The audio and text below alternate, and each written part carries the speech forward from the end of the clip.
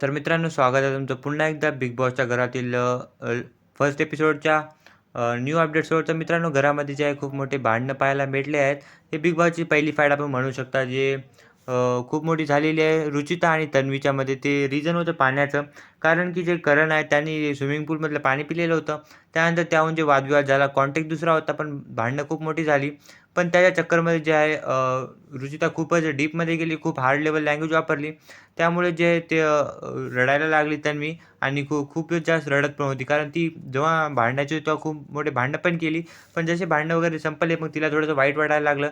कारण की एवढ्या वाईट भाषेमध्ये जे आहे कोणी पण तिच्याशी बोललं नव्हतं असं तिचं बोलणं होतं. रुचिताने खूप काही शिव्या वगैरे दिल्या.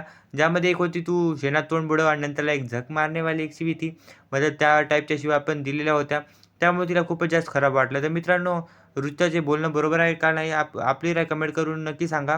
जे की पूर्णपणे चुकीचं आहे म्हणा. तर भेटूया पुढच्या अपडेटमध्ये. तोपर्यंतसाठी बाय.